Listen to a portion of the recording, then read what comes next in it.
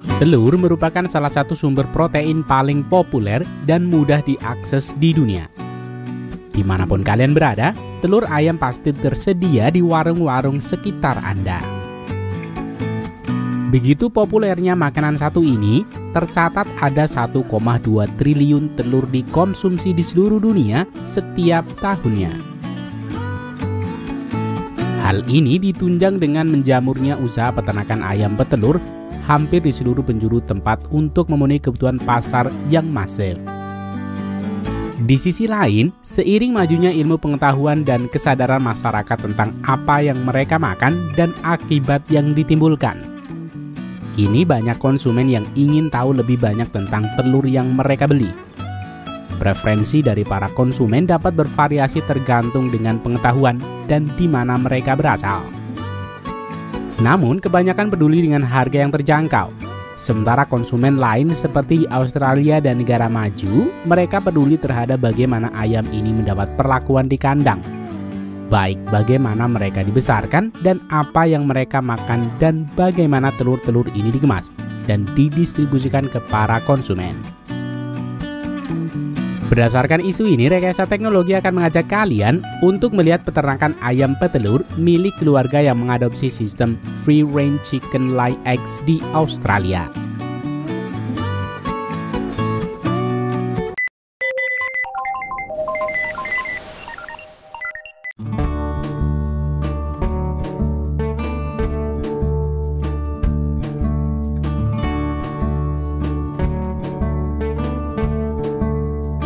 Rekayasa Teknologi telah membahas peternakan ayam modern beberapa kali, mulai dari sistem yang dilayani dengan robot hingga free range ayam kalkun. Sehingga pada liputan kali ini kita akan membahas sesuatu hal yang berbeda saja. Peternakan ini telah berdiri sejak tahun 1955 dan telah bersambung hingga 3 generasi. Untuk memenuhi semua kebutuhan preferensi konsumen, peternakan ini juga memiliki peternakan ayam modern dengan sistem kandang dan juga peternakan free range ayam yang dibiarkan bebas berkeliaran. Konsep free range chicken adalah metode peternakan di mana hewan setidaknya untuk sebagian hari mereka dapat berkeliaran dengan bebas di luar ruangan daripada dikurung di kandang selama 24 jam setiap hari. Sistem ini berlaku baik untuk peternakan yang menghasilkan daging maupun telur. Peternakan ayam petelur modern dengan sistem kandang menempati 98%, di mana ayam akan terus berada di dalam kandang tanpa akses sama sekali keluar ruangan. Dan kurang dari 2% ayam dipelihara di peternakan bebas, seperti yang kita lihat dalam video ini. Peternakan ayam dengan sistem kandang memang memiliki banyak keuntungan dan yang paling dapat diandalkan untuk memenuhi kebutuhan para konsumen dalam jumlah besar. Beberapa keuntungan peternakan ayam sistem kandang adalah penggunaan lahan dan pakan yang lebih efektif, serta lebih efektif menjaga kesehatan ayam dari faktor penyakit dari luar. Terlebih lagi, peternakan ayam sistem kandang kini banyak yang sudah dibuat otomatisasi yang menghemat kebutuhan tenaga dan waktu.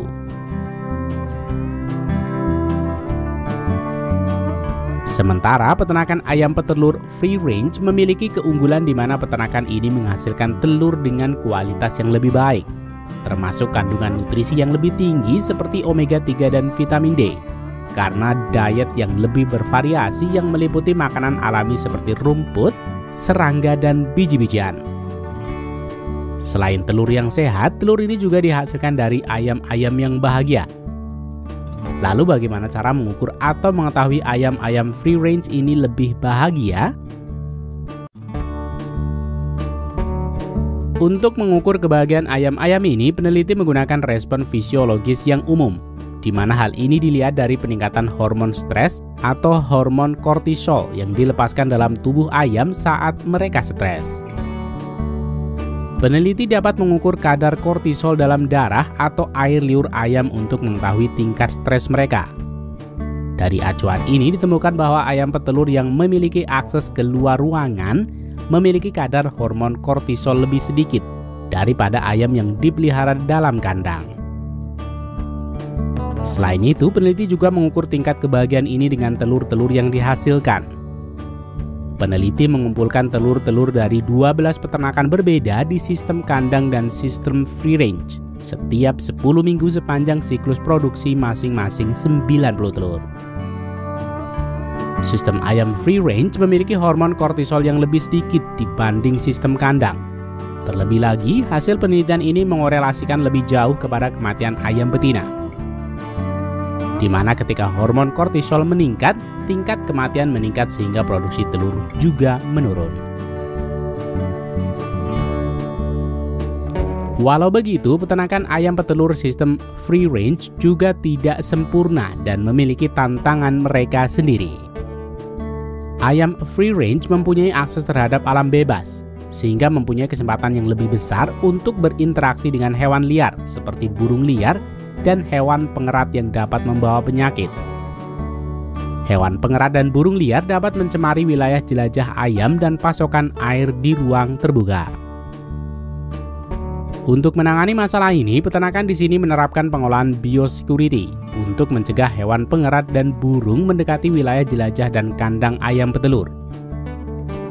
Biosecurity juga meliputi dengan pengendalian lalu lintas orang dan kendaraan, meminimalkan pekerja, pembuangan limbah secara teratur termasuk membersihkan sisa-sisa rumput dan apapun yang dapat dimakan atau digunakan oleh hewan pengerat untuk bersembunyi atau bersarang di atas peternakan ini.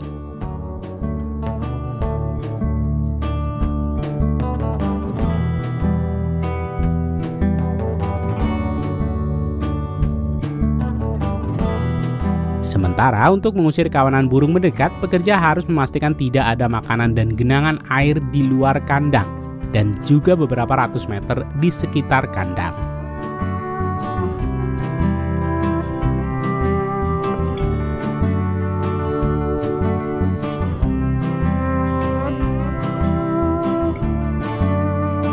Di bagian penerapan teknologi, peternakan ini menggunakan sensor yang dapat mengidentifikasi informasi kesehatan dan produktivitas dari setiap ayam. Pada layar ini, setiap ayam memiliki warna yang berbeda sesuai dengan data yang disimpan dalam komputer. Data ini digunakan sebagai acuan beberapa faktor luar dan juga sebagai acuan untuk memberikan treatment yang tepat pada setiap ayam yang memiliki masalah perkembangan, kesehatan, dan juga produktivitas yang menurun.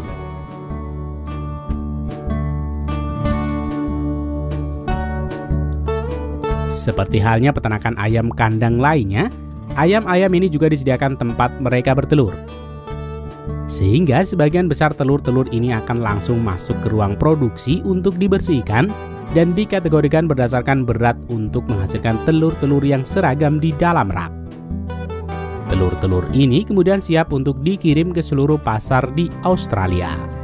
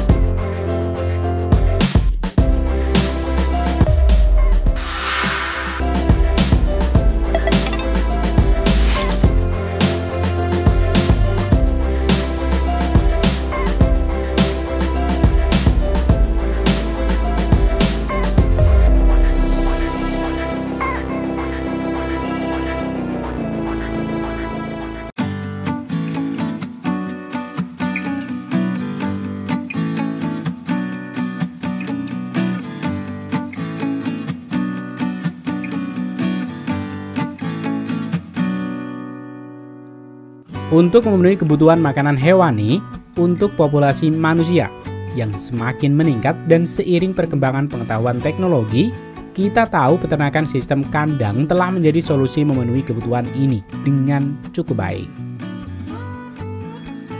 Peternakan sistem kandang menawarkan banyak keunggulan, di antaranya pengendalian lingkungan yang baik, menjaga keamanan hewan, dan menjaga kesehatan lebih efektif, serta dapat menghemat lahan dan juga produksi yang konsisten.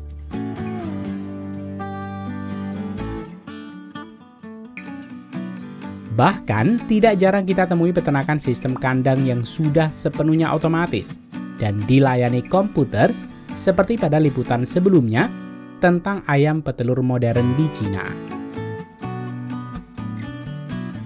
Akan tetapi, peternakan sistem kandang juga memiliki beberapa kekurangan. Di antaranya, hewan ternak lebih mudah stres dan berkembangnya lebih banyak penyakit, karena hewan jarang berolahraga dan kondisi kandang yang sering penuh sesak. Selain itu, isu pencemaran dari limbah kandang, penggunaan antibiotik, dan pemberian pakan hormon untuk memenuhi target produksi membuat gerakan untuk peternakan yang lebih sehat baik untuk ternak dan juga sehat untuk dikonsumsi. Peternakan free range atau peternakan bebas adalah solusi untuk tuntutan-tuntutan tersebut. Pada video kali ini, Rekayasa Teknologi akan mengajak kalian untuk melihat proses peternakan free range kalkun di negara maju.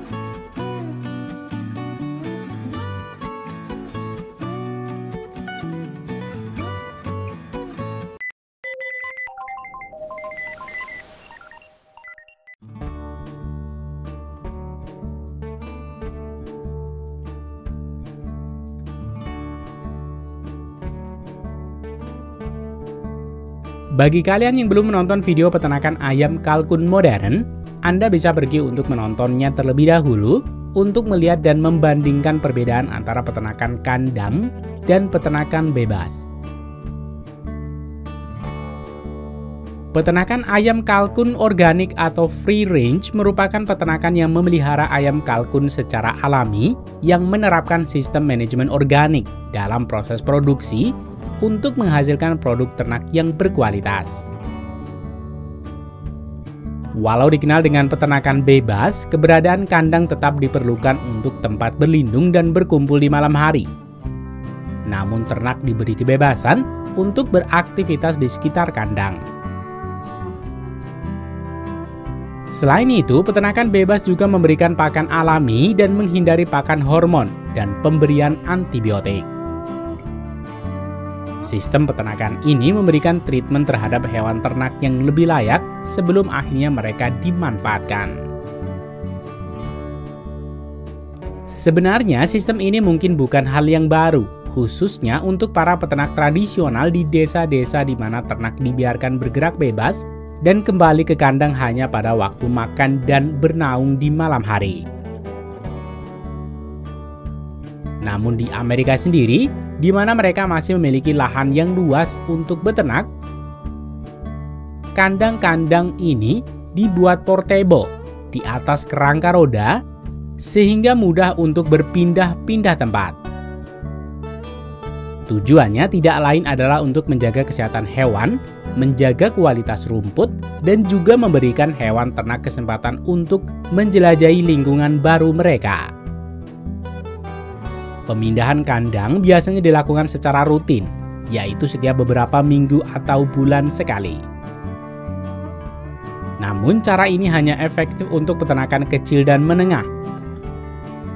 Sementara untuk peternakan free range yang memiliki skala produksi yang lebih besar, hanya akan memberikan area pagar pembatas yang lebih luas dan juga kandang utama yang lebih besar. Ayam kalkun memiliki begitu banyak jenis, namun yang paling populer dibudidayakan di dunia diantaranya adalah ayam kalkun Bourbon Red, ayam kalkun Black, ayam kalkun Royal Palm, dan ayam kalkun Progress putih. Ayam kalkun adalah hewan omnivora, di mana kebanyakan makanan mereka adalah biji-bijian, buah-buahan, sayuran, dan serangga. Selain itu, ayam kalkun juga dikenal menyukai memakan rumput. Peternak free range dapat menyediakan ini dengan lebih leluasa. Rumput merupakan sumber serat yang baik untuk ayam kalkun. Serat ini berperan penting dalam sistem pencernaan ayam kalkun untuk membantu menjaga kesehatan usus dan melancarkan buang air. Rumput juga menjadi sarana mengasah paruh kalkun dan juga menjaga perilaku mencari makan ayam kalkun secara alami. Ayam kalkun yang dibiarkan berkeliaran bebas adalah ayam kalkun yang sudah berumur 60 hari. Sementara anak kalkun yang baru menetas hingga 1,5 bulan biasanya masih memerlukan suhu yang hangat konstan antara 30 hingga 40 derajat Celcius, sehingga akan tetap ditempatkan pada kandang tertutup. Pada umur ini, anak ayam kalkun diberi pakan konsentrat fase starter dengan tambahan air hangat dan sayur-sayuran hijau. Ketika sudah berumur di atas 60 hari, ayam kalkun sudah memasuki usia remaja, dan pada masa ini, ayam sudah mulai dilepaskan dari kandang. Mereka tetap akan diberi makan pada pagi dan sore hari, sementara di siang hari mereka akan berkeliaran dan mencari pakan tambahan, seperti daun, cacing, dan serangga yang tinggi protein. Ayam kalkun siap dipanen saat berusia sekitar 12 hingga 14 minggu.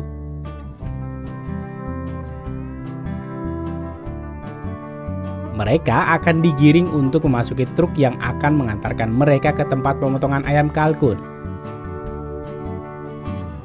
Ayam kalkun yang dipelihara dengan sistem free range dapat menghasilkan daging ayam kalkun yang lebih sehat karena mengandung lebih banyak serat, vitamin, dan mineral. Selain itu, daging ayam kalkun yang dipelihara dengan free range memiliki rasa yang lebih enak karena memiliki kandungan lemak yang rendah dan tekstur yang lebih lembut. Semua usaha keras ini menghasilkan harga ayam kalkun hingga 2 kali lipat dibanding dengan ayam kalkun yang dibesarkan dalam sistem kandang. Hal ini menjadi keunggulan dan juga kekurangan tersendiri di mana setiap konsumen siap menghabiskan uang lebih banyak untuk daging dengan berat yang sama. Sehingga sistem peternakan kalkun free range cukup populer di negara-negara maju.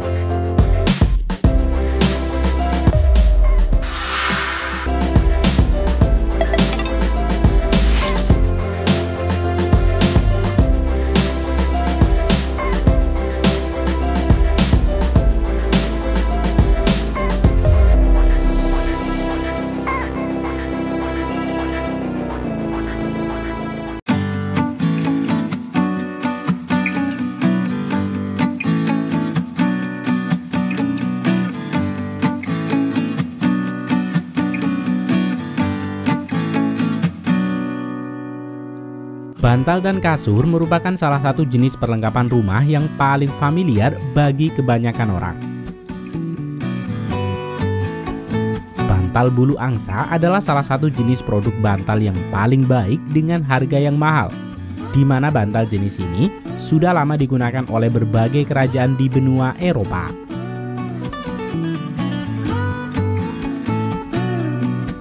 Hingga saat ini, produk ini masih eksis dan memiliki kelasnya sendiri. Walau begitu, tidak semua orang menyukainya, terutama bagi orang-orang yang memiliki alergi bulu.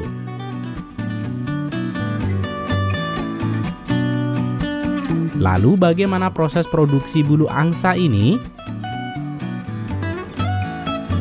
Pada liputan kali ini, Rekayasa Teknologi akan mengajak kalian mengunjungi peternakan angsa di Jerman. Di peternakan ini, pekerja memelihara angsa untuk tujuan produksi bulu halus angsa dan juga dagingnya.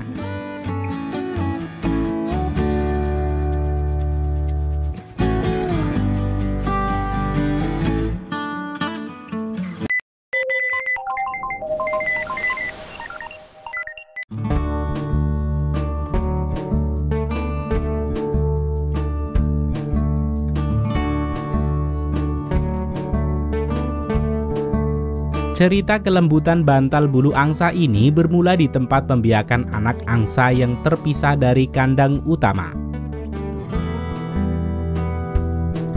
Di tempat ini, selain bertujuan untuk memperbanyak angsa, pekerja juga melakukan penelitian terus-menerus untuk mendapatkan jenis angsa terbaik untuk produksi bulu yang halus dan lembut, namun juga dapat memenuhi pangsa pasar dari kebutuhan daging angsa. Setiap kandang terdiri dari 4 angsa betina dan 1 angsa jantan. Selain diberi konsentrat atau pakan buatan yang tinggi energi dan protein, angsa-angsa ini juga diberikan rumput segar di pagi dan sore hari. Rumput ini dihasilkan dari perkebunan khusus milik perusahaan. Fokus perkembangan angsa yang dikejar adalah menghasilkan indukan yang memiliki reproduksi yang kuat, produksi telur yang tinggi, dan juga indukan yang punya kemampuan penggemukan yang baik untuk memenuhi kebutuhan pemotongan daging. Untuk mendapatkan penilaian yang baik terhadap kualitas dan keturunan angsa, pekerja akan memberikan penomoran pada telur. Nomor yang berada di atas telur menandakan nomor induk pada leher angsa,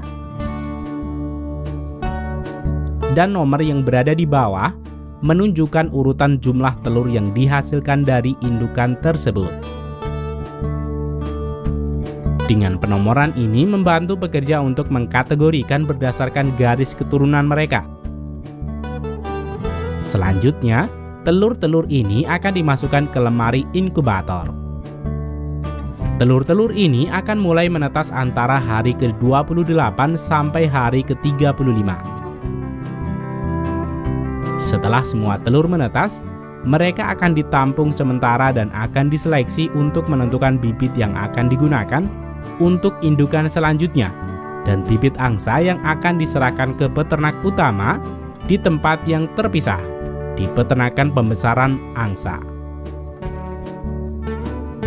Selanjutnya, bayi-bayi angsa ini akan diantar ke kandang utama.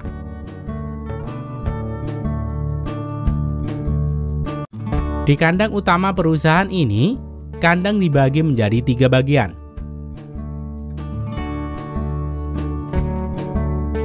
Kandang pertama ditempati untuk bayi-bayi angsa yang baru datang. Mereka akan dibesarkan di sini untuk beberapa hari ke depan, hingga mereka siap untuk berada di luar ruangan.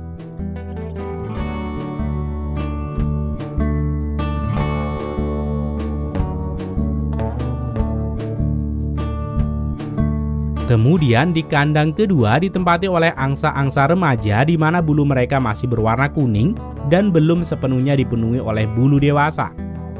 Dan mereka akan berada di kandang ini untuk beberapa minggu. Setelah itu, angsa-angsa ini keluar untuk dipindahkan ke kandang yang sepenuhnya alami, yang menyerupai dengan habitat asal mereka.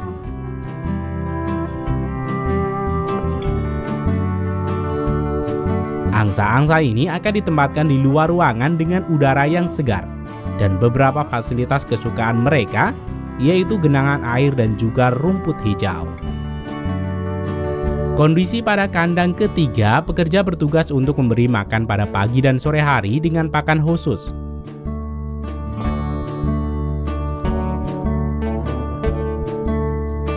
Dan juga memungut telur-telur yang berserakan di kandang.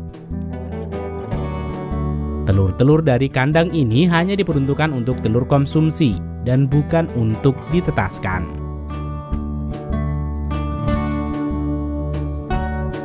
Selain itu, pekerja bertugas untuk melakukan pengecekan dan pengamatan terhadap angsa-angsa ini untuk memastikan setiap keluhan dan tumbuh kembang angsa dapat terpantau dan mendapatkan perawatan yang tepat. Walau terlihat mudah, pekerjaan ini menuntut pekerja harus benar-benar cinta dengan pekerjaannya. Karena tindakan yang tidak sesuai dengan prosedur dan kasar dapat menyebabkan stres pada unggas. Dan hal ini akan membuat bulu-bulu mereka rontok sebelum waktunya.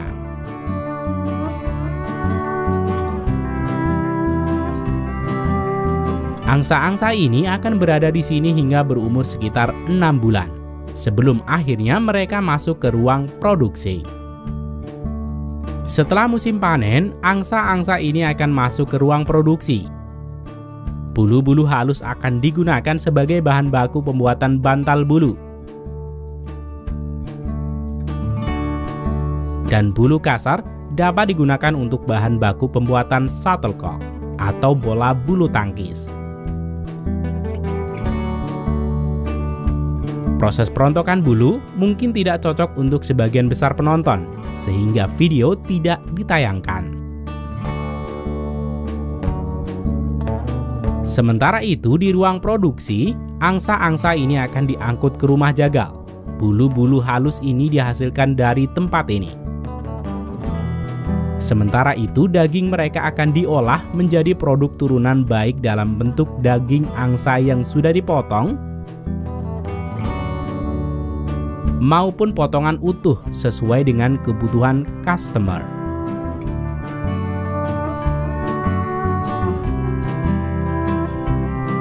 Selain itu, daging angsa juga dapat diolah menjadi produk turunan seperti sosis burung angsa.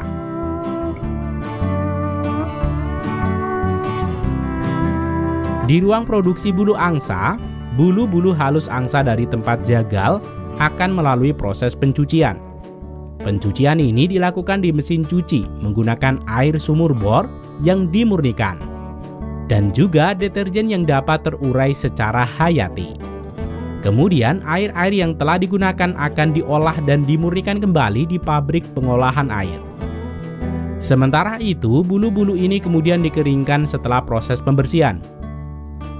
Selanjutnya, bulu-bulu ini akan dipisahkan dan dikategorikan berdasarkan kualitas terbaik hingga ke bawah yang dilakukan dengan cermat.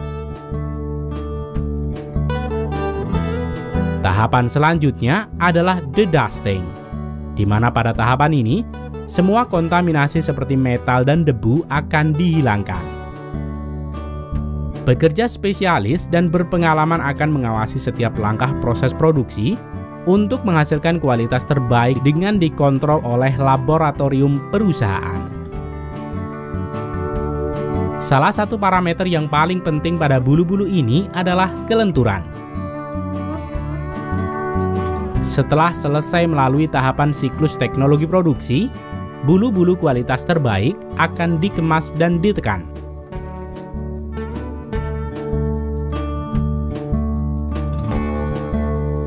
Pada tahapan ini, bahan baku pembuatan bantal sudah siap untuk dikirim ke pabrik garmen pembuatan bantal bulu angsa di seluruh Jerman.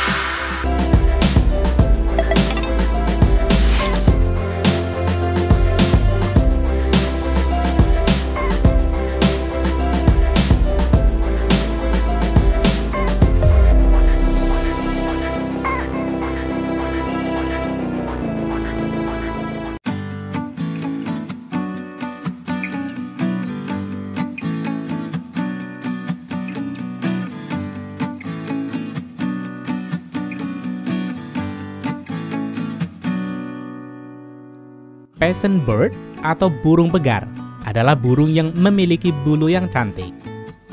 Burung pegar umumnya memiliki dimorfisme seksual yang kuat, yaitu perbedaan fisik yang mencolok antara jantan dan betina. Burung jantan biasanya lebih besar dan memiliki bulu yang lebih cerah dan indah, sedangkan betina lebih kecil dan berwarna kecoklatan. Hal ini bertujuan untuk menarik pasangan dan melindungi anak-anaknya. Beberapa dari kalian mungkin familiar dengan penampilan fisiknya, terutama dengan betina dan bercak bulunya. Hal ini mungkin mengingatkan penampilan fisik burung puyuh. Hal ini wajar karena burung pegar masih satu ordo dengan ayam hutan, belibis, dan burung puyuh. Ada sekitar 200 spesies burung pegar di dunia yang dibagi menjadi 5 genera. Setiap genera memiliki ciri fisik dan warna yang khas dari adaptasi dengan lingkungan di beberapa negara asalnya. Hal ini tidak heran jika budidaya burung pegar di Indonesia mulai berkembang dan dijadikan sebagai burung hias untuk dinikmati keindahannya. Namun ternyata burung pegar sudah lama dibudidayakan secara masif dan profesional di Amerika sejak abad ke-19 dan mulai dilepas liarkan di Oregon tahun 1881. Berbeda dengan di Indonesia, di mana burung pegar dijadikan sebagai burung hias, di Amerika, kebanyakan budidaya burung pegar digunakan sebagai perburuan dan olahraga. Burung ini akan dilepaskan di lahan berburu dan menjadi target bagi para pemburu. Pada video kali ini, Rekayasa Teknologi akan mengajak kalian untuk melihat tahapan budidaya burung pegar di Amerika.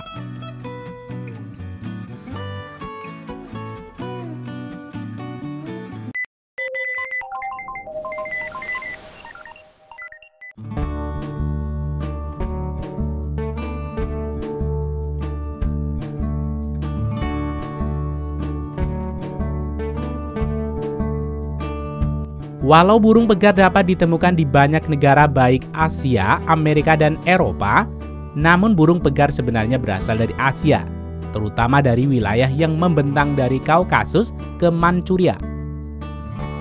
Dari pusat asalnya di Asia, burung pegar menyebar ke berbagai habitat yang berbeda, termasuk hutan, padang rumput, dan lahan basah. Mereka mampu beradaptasi dengan berbagai kondisi lingkungan yang membantu penyebaran alami mereka. Di Amerika sendiri, burung pegar sering ditemukan di daerah pertanian dan lahan berburu yang dikelola secara khusus. Beralih ke peternakan burung pegar, proses budidaya burung pegar dimulai dengan pemilihan induk burung pegar yang sehat, memiliki genetik yang baik, dan catatan telur yang bagus. Tidak akan ada kesusahan bagi pekerja untuk membedakan burung jantan dan betina. Mereka akan dikumpulkan di kandang khusus untuk kawin. Dan pekerja akan menyediakan jerami dan kandang khusus untuk mereka meletakkan telur-telur mereka. Untuk menghindari kerusakan pada telur, pekerja akan secara teratur memeriksa sarang-sarang pegar yang sudah disiapkan. Kemudian, mereka mengumpulkannya.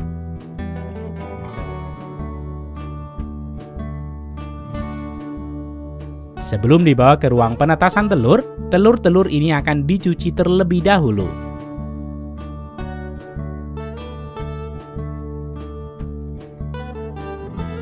Setelah telur-telur ini terkumpul, pekerja akan menata telur ini di atas tray. Telur pegar memiliki ukuran yang lebih besar dibanding telur puyuh, dengan diameter sekitar 4 hingga 5 cm.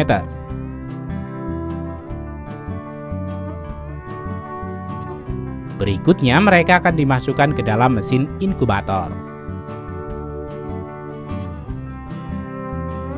Telur-telur ini akan berada di dalam inkubator untuk selama 21 hari dengan suhu yang dijaga pada 37,5 derajat Celcius dan kelembabannya relatif antara 50 hingga 55 derajat. Selama proses inkubasi, telur harus dibalik beberapa kali sehari untuk memastikan perkembangan embrio yang merata. Sementara di hari ke-22, telur akan dipindahkan ke tray khusus penetasan. Kelembaban akan dinaikkan sekitar 65 hingga 70% hingga hari ke-24. Di hari ke-24, anak burung pegar akan mulai memecahkan cangkang telur dan keluar secara perlahan. Setelah telur-telur ini menetas, pekerja akan memisahkan anak burung pegar dari cangkangnya. Mereka menempatkan anak burung ini pada kardus karton berlubang dengan jumlah 12 per sekat. Hal ini dilakukan untuk mempermudah perhitungan dan transportasi. Anak burung yang baru menetas ini akan dikirim ke para peternak yang mengkhususkan diri untuk pembesaran burung pegar.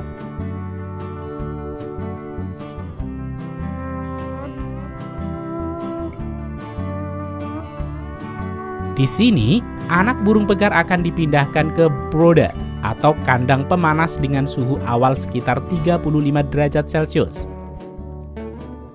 Suhunya akan dikurangi secara bertahap setiap minggu hingga mencapai suhu ruangan.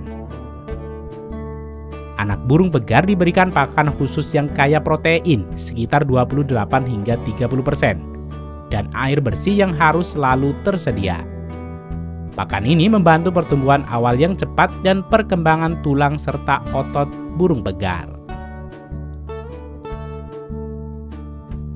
Setelah mencapai usia 6 hingga 8 minggu, burung pegar dipindahkan ke kandang pembesaran yang lebih besar dengan akses ke area luar ruangan. Kandang harus memberikan ruang yang cukup untuk bergerak dan terbang.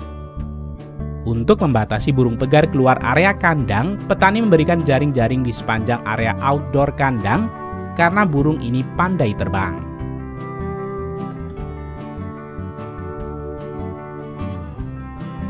Setelah burung pegar berumur 5 hingga 6 minggu, kepala mereka akan dipasangi semacam topeng.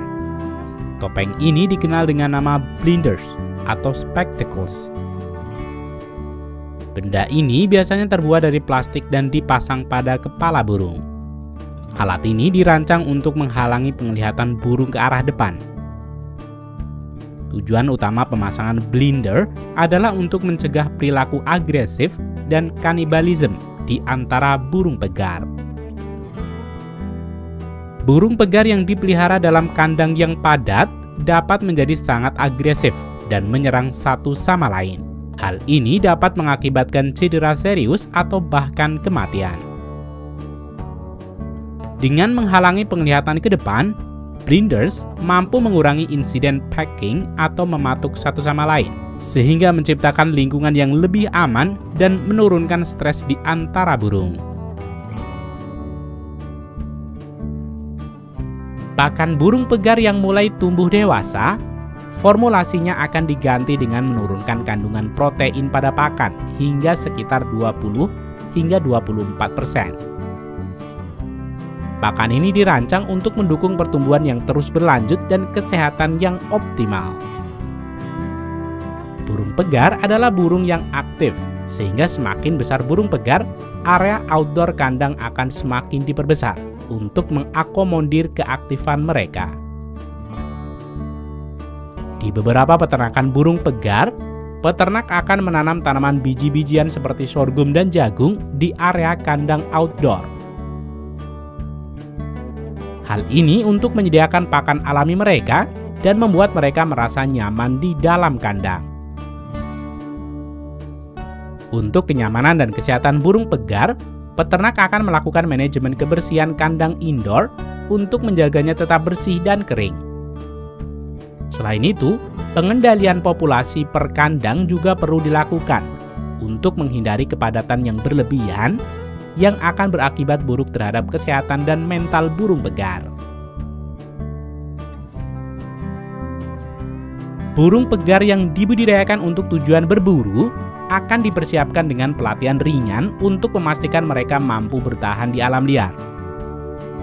Dalam beberapa kali sehari, pekerja akan masuk ke dalam kandang untuk memprovokasi burung untuk terbang dan menghindar untuk melatih respon mereka. Setelah latihan dalam beberapa hari, dan dirasa cukup, mereka kemudian akan dipindahkan ke box-box kayu ke area perburuan untuk dilepaskan.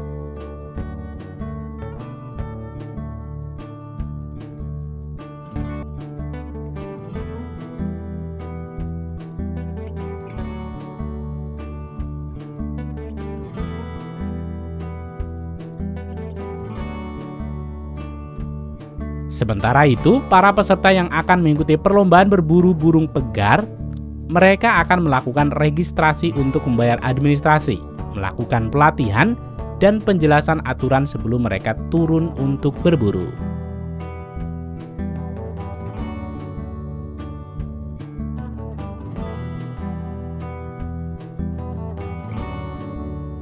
Walau kebanyakan burung pegar dibudidayakan di Amerika untuk tujuan perburuan dan penangkaran, namun ada juga beberapa peternak yang membesarkan burung pegar untuk tujuan konsumsi. Burung pegar yang dibesarkan untuk diambil dagingnya akan dipanen pada usia yang lebih lama dibanding untuk berburu. Biasanya burung pegar akan dipanen untuk tujuan konsumsi sekitar 16 hingga 20 minggu. Mereka diproses dengan standar kebersihan yang ketat untuk memastikan kualitas daging mereka.